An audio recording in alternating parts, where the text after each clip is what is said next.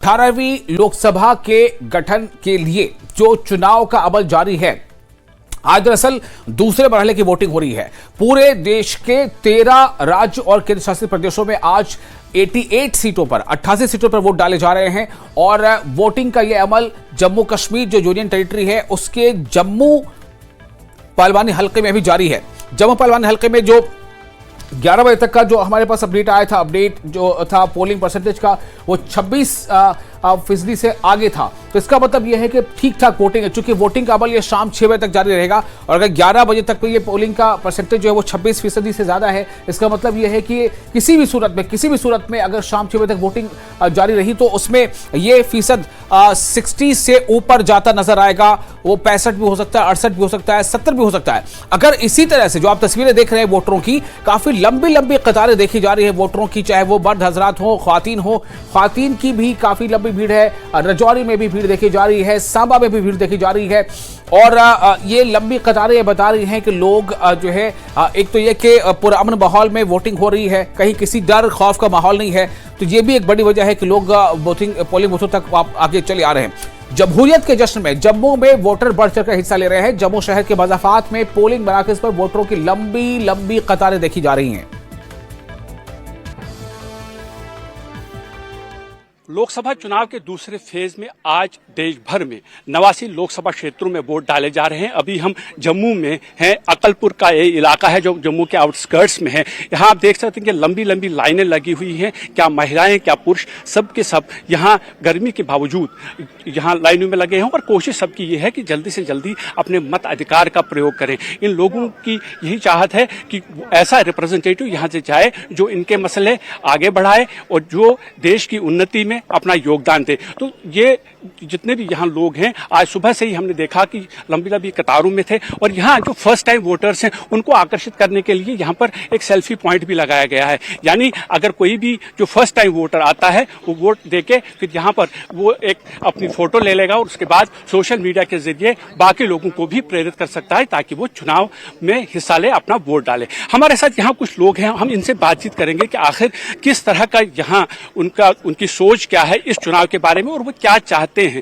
Sir, आपसे जानना चाहेंगे सबसे पहले कि वोट जो देना है, कितना जरूरी है वोट देना डेमोक्रेसी के लिए? डेमोक्रेसी के लिए वोट देना बहुत ज़रूरी है क्योंकि इससे डेमोक्रेसी मजबूत होती है, देश मजबूत होता है। और दूसरा, हमारा भारत जो है largest democracy of the world है और लोग घर से पहली बार या दूसरी बार या जितनी बार, मैंने तो काफ़ी देर वोट, मैं सीनियर सिटीजन हूँ, इस बार सबसे पहले फेयर और स्मूथ कंडक्ट इलेक्शन का देखने को मिल रहा है। मैंने अपना वोट डाला कि देश के सामने जो प्रॉब्लम है वो हमारी वोट पाने की पावर से आगे वो इलेक्टेड लोग आए और देश की प्रॉब्लम को हल करें। दूसरा, हम लोग लार्जेस्ट डेमोक्रेसी होकर हमें एक डेवलप भारत बनाना है। देश को इतना डेवलप बनाना है कि हमारे देश में कोई गरीब ना रहे, कोई बगैर घर के ना रहे और कोई अनपढ़ ना रहे। सबके हाथ में काम करने के लिए काम हो और 2 टाइम खाने के लिए रोटी हो और prosperity, economic development, social development, mental development, physical development. और इस वक्त हमें इसलिए हम आए हैं और लोग इससे आ रहे हैं कि भाई हमें सारी ये बातें जो मैंने पॉइंट आउट करी हैं, ये इससे देश मजबूत होगा और डेमोक्रेसी हमारी मजबूत होगी। इस बात से मैं अपने पूरे देशवासियों को ये एक मुबारक देता हूं कि हमें मौका मिल रहा है कि हम देश को मजबूत बनाएं और डेवलप्ड नेशन बनाएं। आपसे जानना चाहेंगे, जैसे इन्होंने कहा कि हमारा देश जो है वो मजबूत बने। अगर हम जम्मू क्षेत्र की बात करेंगे तो जम्मू एक बॉर्डर क्षेत्र है, बॉर्डर यहाँ से कुछ चंद किलोमीटर दूर ही बॉर्डर है। तो क्या आपको लगता है कुछ और मुद्दे भी हैं यहाँ के लोगों के? देखिए सर, सबसे पहले तो मैं आपका नमस्कार करता हूँ और अगर हमारे स्टेट की अगर बात करें तो बहुत सारे मुद्दे हैं, इसमें कोई दो राय नहीं है। क्योंकि बॉर्डर में आप देखते ही रहते हैं कि यहाँ कोई ना कोई सेलिंग होती रहती है। मगर हमें ये चाहिए, हमें वो मजबूत सरकार चाहिए कि जो उनको भी मुंह तोड़ जवाब दे। वो इसलिए दे कि अगर हमारा देश मजबूत होगा, हमारा नेता मजबूत होगा, अच्छा पढ़ा लिखा होगा, देश के लिए अच्छा काम करने वाला होगा, हमारी तो यही राय है। क्योंकि ये डेमोक्रेसी है। पूरी दुनिया में एक वाहिद हमारा हिंदुस्तान है जो सबसे बढ़िया डेमोक्रेसी, बाकी और भी देश हैं, मगर यही चीज हम सोचना चाहते हैं कि हमारे देश में वो नेता आए जो देश के लिए अच्छा काम करे, बेरोजगार जो हमारे बच्चे हैं उनके लिए अच्छा सोचने की कोशिश करे, और हमारी जो जनता है वो इस टाइम यही चाहती है कि हमें एक पीसफुल सरकार चाहिए कि जो देश के हित में अच्छा काम करे। बॉर्डर की अगर बात करें तो बॉर्डर हमारा जो है वो कहीं ना कहीं हरासमेंट होता रहता है। बॉर्डर वाले भी लोग यही कहते हैं कि हमें मजबूत सरकार चाहिए, हमें आराम से और इज्जत से और मान सम्मान से तब रह सकते हैं जब हमारी सरकारें अच्छी होगी, मजबूत होगी, ईमानदार होगी और देश के हित में काम करेंगी। इसलिए मैं यही चीज चाहना चाहता हूं आवाम को कि उस नेता को चुनिए। बाद में आप बोलते हैं कि हमें ये गलत वोट दे दिया। अब आज ही सोचिए कि किस नेता को आपने चुनना है।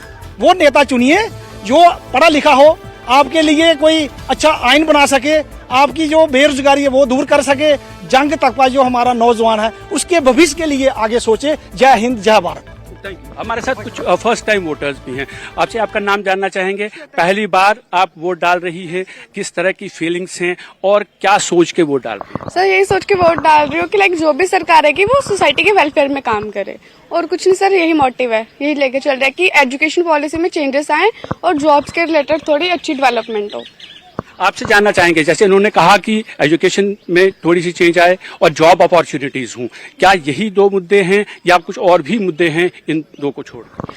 कि हम ये चाहते हैं कि हम वो सरकार चुने जो हमारे देश को आगे बढ़ा सके।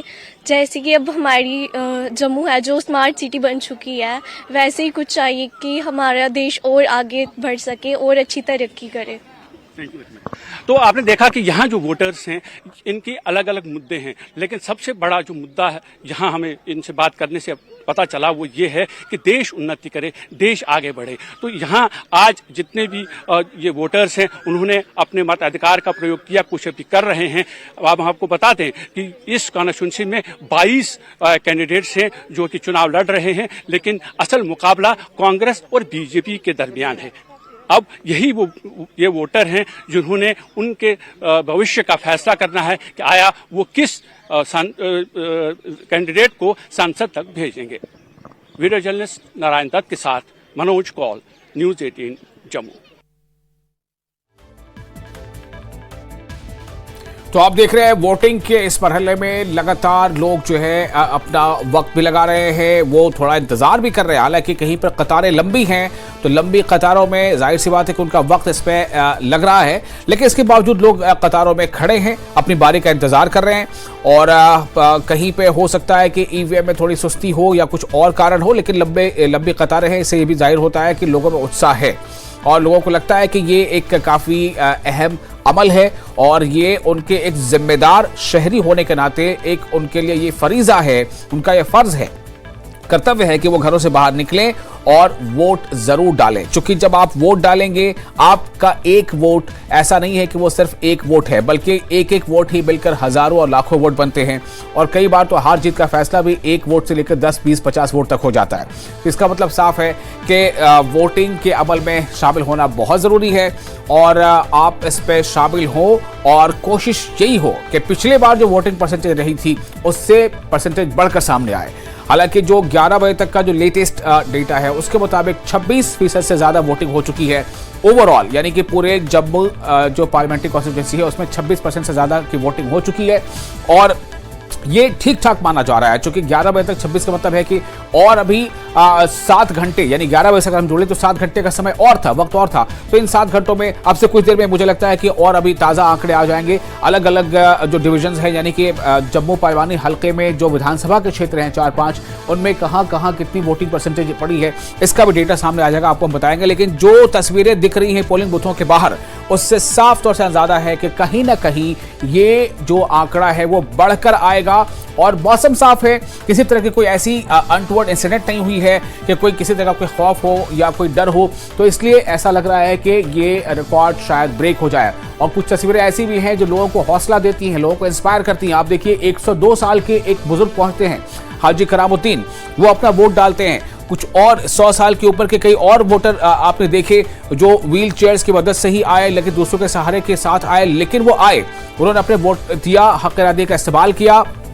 और जो फर्स्ट टाइम वोटर्स हैं उनमें भी एक जो है उत्साह है, और उनसे जब बात की जाती है तो ज़्यादातर उनमें से उनका कहना यह होता है कि चूंकि हमें अपना भविष्य देखना है, हमें अपना भविष्य संवारना है। तो ऐसे में वो जो फर्स्ट टाइम वोटर्स हैं उनके ज़बान पे ये बात है कि सरकार ऐसी आए जिसमें रोजगार पर थोड़ा तवज्जो दें।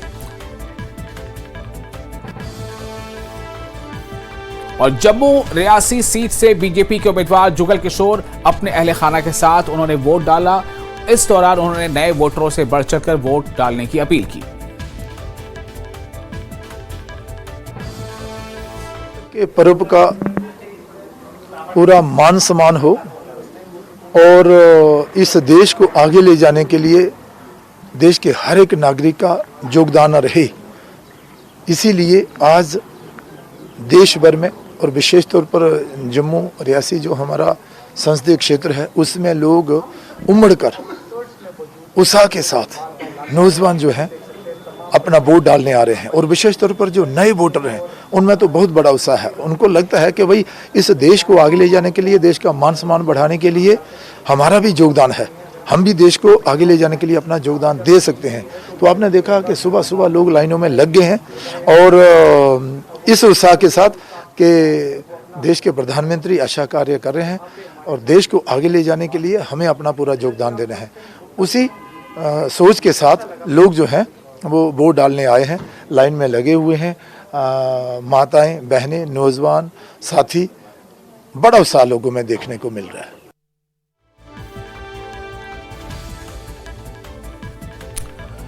तो यही उम्मीद की जा रही है कि वोटिंग परसेंटेज भी बढ़ेगा और जो मुद्दे लोगों के जहन पर और जो ज़बान पर हमेशा होते हैं, लोग उन्हीं मुद्दों के साथ घर से निकलेंगे और जिसको उन्हें लगता है कि ये ज़्यादा भरोसेमंद हो सकता है, ये ज़्यादा काम का प्रत्याशी हो सकता है, तो उन्हें अपने वोट उनको देना है।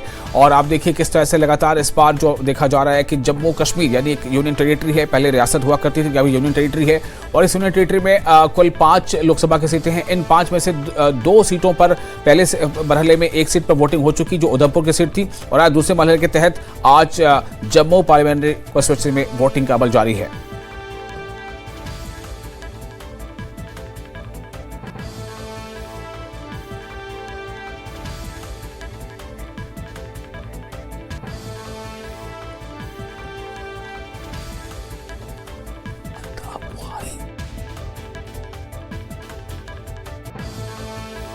तो एक तरफ जहां वोटिंग का अमल जम्मू में जारी है, वहीं अनंतनाग सीट को लेकर एक नई बहस जो है वो चर्चा उस पर जोर पकड़ती जा रही है, और वो ये है कि ऐसी आशंका व्यक्त की जा रही है कि शायद अनंतनाग राजौरी जो सीट है उसकी जो इलेक्शन की तारीख है वो आगे पोस्टपोन की जाए, मौखर की जाए, जिस पर ईसीओ के यानी जो इलेक्शन रिटर्निंग ऑफिसर है ईआरओ, उनके पास एक बैठक भी हुई, मीटिंग भी हुई, और इस पर पीडीपी और एनसी ने बहुत सख्त एतराज भी जताया। उनका कहना है कि दरअसल ये एक तरह से साजिश है, दोनों को ये लगता है कि उनके कामयाबी होने वाली है और उनको कामयाब होने से रोकने के लिए साजिश रची जा रही है। इस पर अल्ताफ बुखारी का कहना क्या है ये आपको सुनाते हैं।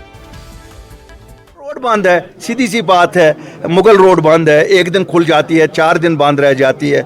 जब ये कॉन्स्टिट्यूंसी ऐसी बनाई गई है कि पार और आर, ये पहला इलेक्शन है, तो जब रास्ता खुला नहीं होगा भैया तो कैसे चलेगा, कैसे वोट डालेंगे लोग? ऊपर पहाड़ियों में लोग रहते हैं, तो इसलिए बात तो वोट तो सबको हक है ना, ये तो रोज़ रोज़ हक नहीं होता है। इलेक्शन 10 दिन 20 दिन पोस्टपोन भी हो सकता है, क्या बात है।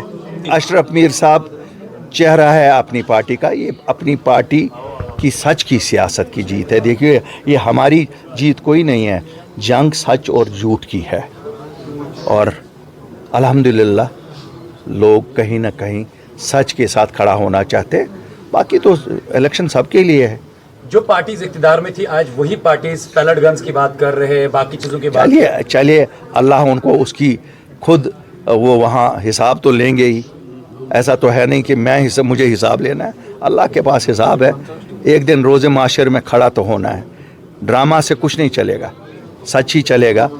और मैं आपको ये भी बता दूं कि जहां हम गए, कल आपने खान साहब देखा होगा, शुक्र अल्हम्दुलिल्लाह हमारे पास तो कुछ नहीं था।